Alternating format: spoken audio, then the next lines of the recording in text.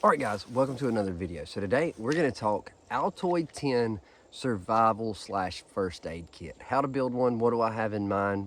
We're going to talk about it. I'm going to break it down and show it to you. So if you're interested, stay tuned through the intro.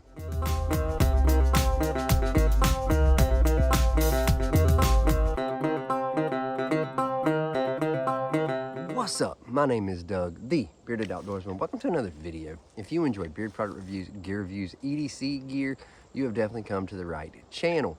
Today, we're going to break down this Altoids Tin Survival / First Aid Kit. I built this kit, I know, probably 15 years ago, and actually I couldn't find it. I've been wanting to do a video on it. I could not find it, so I dug around until I finally found it. And here we go. So for some reason, when I found it the other day, it didn't have my paracord on it. So I had to add some new paracord. And I kind of looked in it a little bit, trying to remember what I put. But the whole purpose behind this, at the time when I built this, I was doing, I won't say a lot, but I was going on kind of like day hikes a little more frequently than definitely I do now.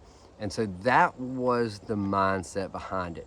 At the time, your hiker first aid kits were really expensive. I was broke.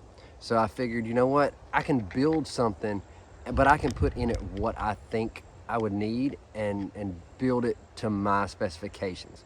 So that was the reason behind this. Now, are there better options out there now? Sure there are. This weighs, right now with what I have in it, it weighs 5.5 ounces.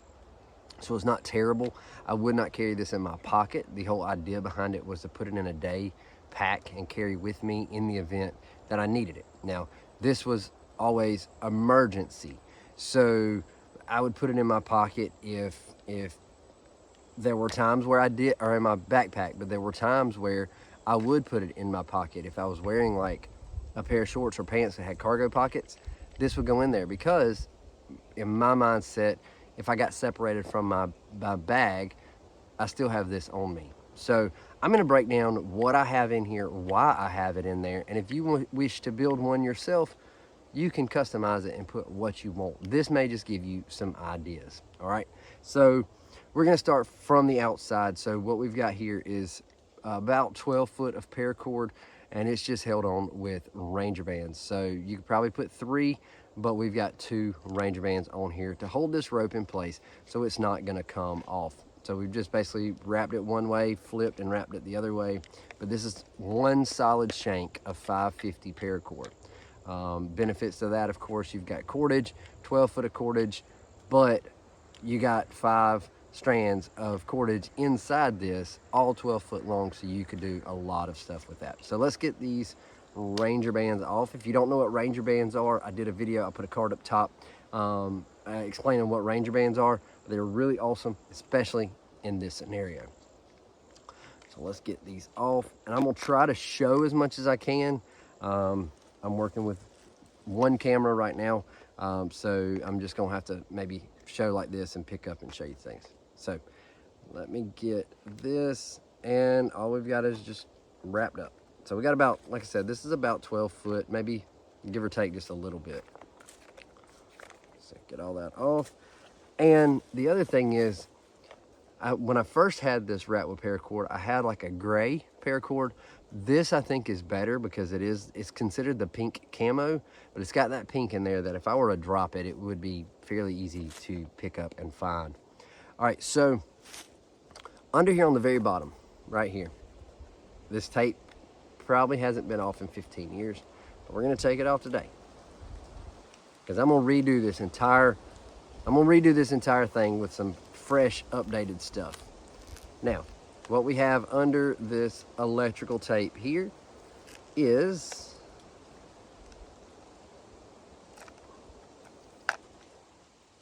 a piece of hacksaw blade. So many different uses for that, but here's the other thing. When you pull this off with that electrical tape, you can now take that electrical tape and wrap it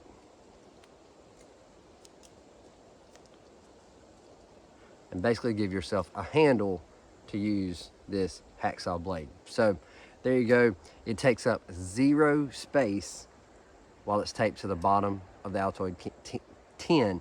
I cut it to length, so yeah. So there you go. Hacksaw blade. Now, let's dive in.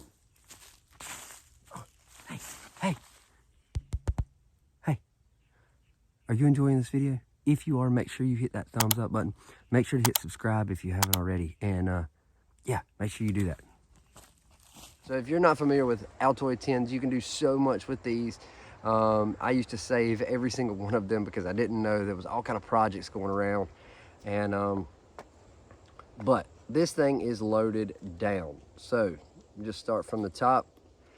We've got a little kind of single-use Neosporin.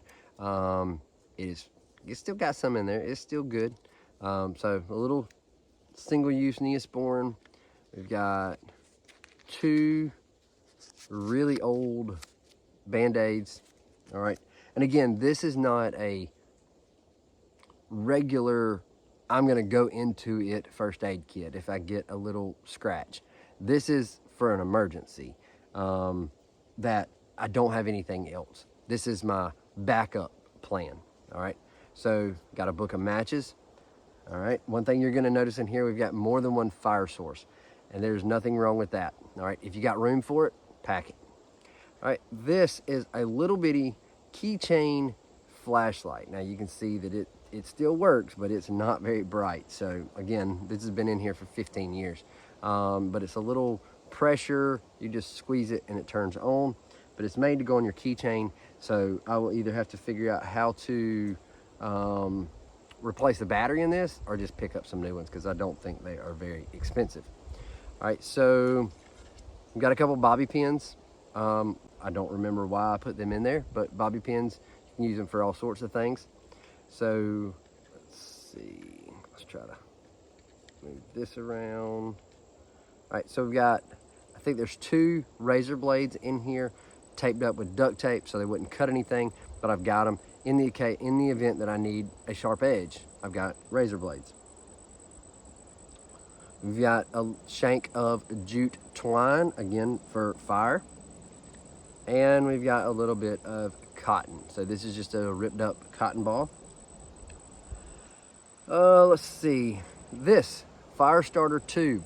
All right, if you've never seen that hack, you take a larger plastic straw, you take your cotton, you soak it and move it around, get it saturated with Vaseline, and then you stuff it in here and you melt the ends. Now you've got a single-use fire starter, which works really, really well. They are pretty awesome. All right, so next we have the old school can opener, because you never know in a survival situation you might come across a can.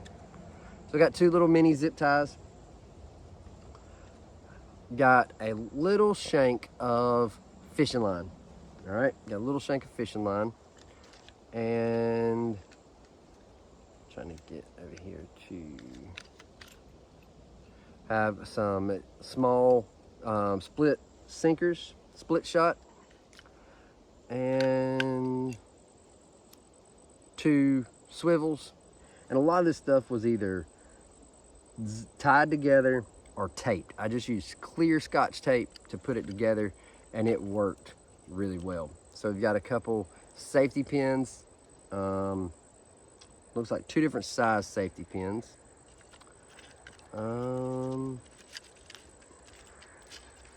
There they are. Got a couple little small fish hooks taped together so they're not going to stick in anything in this can. They're in there. This is a Ziploc bag. All right, let's say that I need to bust into something and I don't have anywhere to store it. There's not enough room to put it all back in here. I got a Ziploc bag. So if I bust into this out in the field, I can put everything in this Ziploc bag and carry it like that.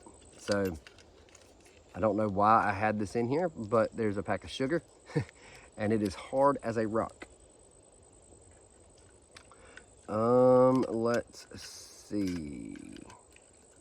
A couple paper clips.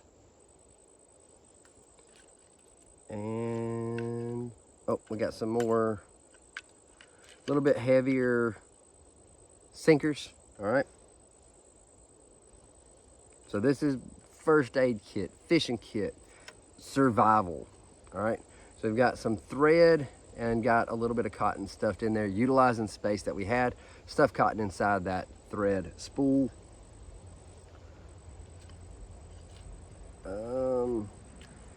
So this little metal plate is a striker for a fire steel, and so, or ferro rod. So we've got a broken piece of ferro rod. It works. I know it's very short, but you can get the job done with that. I promise it will throw some sparks. Have a pencil wrapped in duct tape, and I think the duct tape's on a piece of straw, wrapped around a piece of straw, but again, utilizing that space, we just had it slid over this pencil. So I've got a little golf pencil. Now, this one is probably gonna make some people go, what the crap, why? But I have a broadhead, all right? A disassembled broadhead that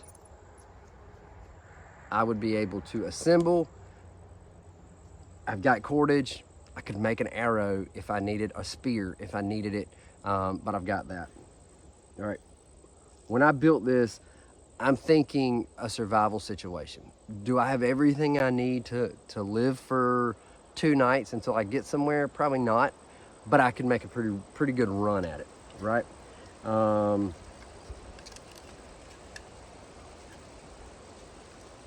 We talked about thread.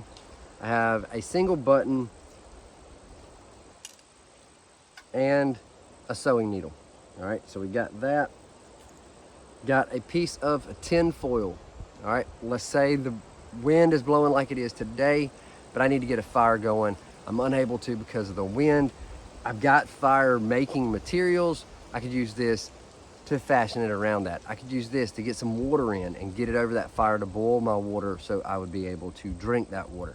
So tin foil could come in handy for a lot of different things. And then just in the very, very bottom, it is kind of hard to get to, it's just a piece of paper folded up. In the event I've got pencil, I've got a piece of paper, I need to leave a note for somebody. There was one point where I had a mini Sharpie in here. Took that out for fear of it drying out over time, so took that out. But the cool thing about this, you can build it however you feel you want to. I mean, it is 100% customizable to you, but they're really cool. There's a lot of uses for Altoid tins. I don't see them popping up quite as much as I used to, but they're out there, and there are things that you can do. They don't take up a whole lot of space, but you can fit a lot of stuff in here. I'm praying I can get it all back in here.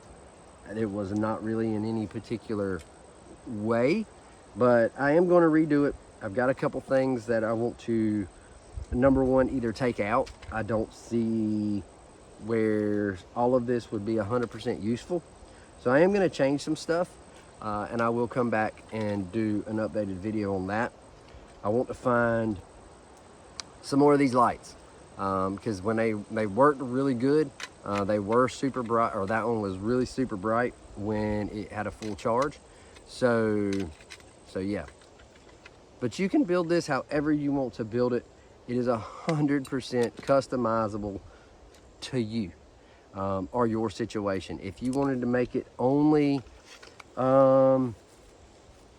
first aid kit, you could do that. If you wanted to make it only a fire starting kit, you could do that. And you have the benefit of 100% knowing what goes in it, putting what you want in it. So there's that.